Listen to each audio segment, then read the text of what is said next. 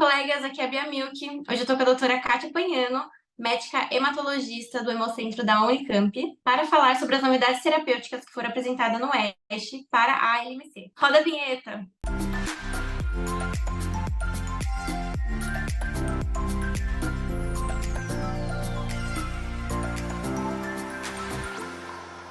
Doutora Kátia, muito obrigada por mais essa participação aqui na TV Abrage. Obrigada, eu que agradeço vocês pelo convite, é um prazer estar aqui mais uma vez com vocês. Doutora, para a gente dar início à nossa conversa, o que é leucemia mieloide crônica? Bom, a leucemia mieloide crônica, ela é um tipo de câncer do sangue, né? Então, uma neoplasia mieloproliferativa, ela é caracterizada por uma grande produção das células brancas do sangue, né? Então, o paciente, às vezes, ao diagnóstico, pode ter uma grande quantidade dessas células, mas são células maduras, ao contrário da leucemia aguda. Então, dependendo da quantidade dessas células brancas ao diagnóstico, o paciente pode ter muitos sintomas ou, às vezes, pode encontrar essa doença, às vezes, fazendo um exame de sangue de laboratório. Então, o quadro é bastante variável, né? Uma coisa que eu acho que é importante a gente falar é que, hoje em dia, a leucemia mieloide crônica, o tratamento dela avançou bastante. Hoje em dia, esses medicamentos que a gente chama de inibidores de tirosina quinase, eles mudaram a história da doença. Então, hoje em dia, muitos pacientes tendo uma expectativa de vida muito semelhante da população normal, em vista do avanço que a gente teve nesses tratamentos. E quais as novidades foram apresentadas no ESH para os pacientes de leucemia mieloide crônica refratários à primeira linha de tratamento? Olha, teve bastante novidade, assim, né? Então, esse o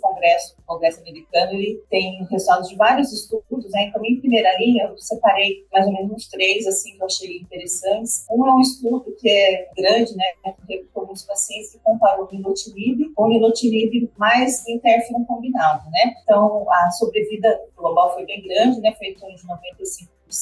Então, a resposta foi resposta bastante profunda, né? Para ter critério para parar o tratamento. Um outro estudo que é bem interessante é um estudo que usou a asciminib em primeira linha. Então, a asciminib, para quem ainda não ouviu falar, é uma medicação nova e tem um outro mecanismo de ação diferente e ele é um tratamento que ele foi testado em primeira linha. Aí, os pacientes, depois de um ano de tratamento, dependendo da resposta que eles tivessem, eles eram sorteados em 3 braços, todos eles mantendo a asciminib, mas associando outras medicações. Então, um grupo foi para asciminib com imatinib, o outro foi para asciminib junto com dasatinib e o outro asciminib junto com nilotinib. Então, se o paciente não atingisse uma resposta ideal, né, naquela meta, ele era sorteado para associar outra medicação. Então, uma coisa muito legal, né, nesse estudo, que os pacientes tiveram, que não tinham tido a resposta ideal em um ano, eles alcançaram resposta molecular precoce, né? E 48% desses pacientes, em torno de 3 meses, já tinha tido uma resposta que a gente chama de resposta molecular, que é quando você tem um valor no PCR, que é o exame que a gente usa para monitorar a doença, menos do que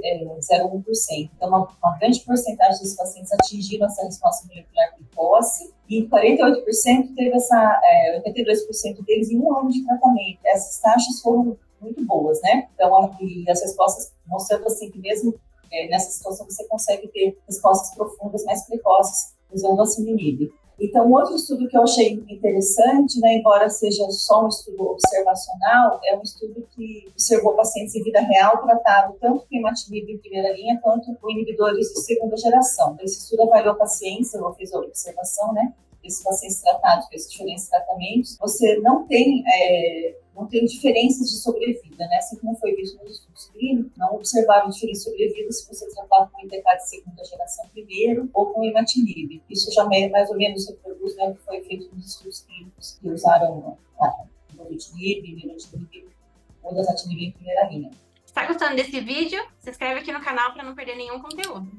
Doutora, e para a segunda e terceira linha, tem alguma novidade? Na segunda e terceira linha tem vários estudos interessantes, né? Um deles que eu acho que é importante é o estudo a longo prazo do asciminib. Como eu já comentei com vocês, esse medicamento ele foi aprovado inicialmente para uso em segunda e terceira linha. Então, pacientes que eram resistentes, né, pelo menos 2 inibidores, mas sem a mutação T315I, que é um tipo de mutação que ela é resistente a quase todos os inibidores, né, menos com o ponatinib, e agora a gente já sabe também a asciminib. Mas nesse estudo que eu vou falar agora, os pacientes que tinham essa mutação, eles não entraram. Então, eles viram que nesse segmento, né, teve até o paciente já tratado há 8 anos com essa medicação, a porcentagem de eventos adversos, ela foi eventos adversos mais leves, então principalmente artralgia, aumento de lipase, fadiga, cefaleia, mas teve poucos eventos graves e muitos pacientes não tiveram tratamento ao longo do tempo. Uma coisa bastante importante é que 65%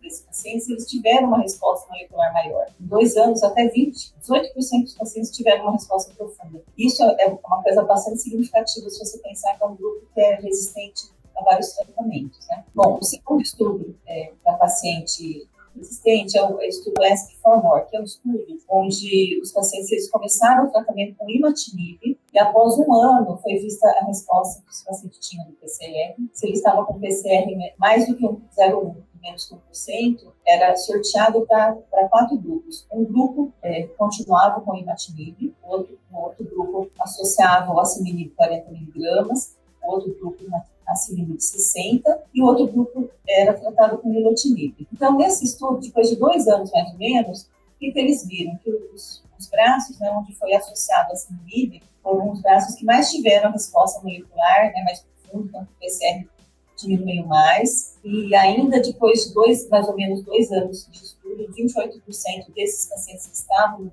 asciminib, eles atingiram uma resposta molecular profunda. E, em termos de evento adverso, o grupo que mais teve foi o grupo tratado com nilotinib. 33% dos pacientes tiveram que interromper a medicação por conta de evento adverso, né? E nesse grupo também teve um evento arterial oclusivo, que isso já é bastante conhecido como nilotinib. Mas no grupo que foi associado a asciminib, junto com o imatinib, teve poucos eventos, né? E mais pacientes atingiram respostas profundas. E ainda teve um outro estudo interessante que eu achei também, que é um medicamento novo, que ele é um medicamento que ele é somente aprovado na China, que se chama filmatinib. Ele foi comparado com o nilotinib também em primeira linha. Então, ambos são daquela classe que são os inibidores de segunda geração. Então, eles viram que os resultados foram semelhantes, mas que talvez o filmatinib teve menos eventos adversos do que o nilotinib. A linha tem novas drogas, né, que estão vindo por aí.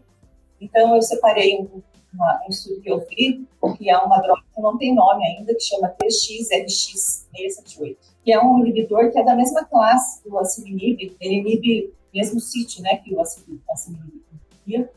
E é uma droga que está em estudo ainda, né? Uma droga que ela está naquela estudo que a gente chama de fase 1, que é aquela fase mais inicial. Então, eles também testaram, né, com pacientes que já eram resistentes a várias terapias. Então, a maioria dos pacientes já tinham sido tratados com pelo menos 2 drogas e 80 e poucos por cento tinham recebido até mais que 3 drogas. 30% desses pacientes tinham aquela mutação que é a T315, que é uma mutação que é altamente resistente a vários inibidores. Então, as respostas foram muito boas, né? Então, 89% dos pacientes tiveram uma resposta hematológica, 43% tiveram uma resposta citogenética parcial e 20% tiveram uma resposta molecular maior. Então, considerando que é uma doença bastante refratária, então esses resultados foram bastante surpreendentes, né? E o perfil de segurança também foi bastante aceitável. Então, outro estudo que eu também queria comentar é um medicamento também novo que chama é um nome difícil, tá? Olverambatinib. Esse medicamento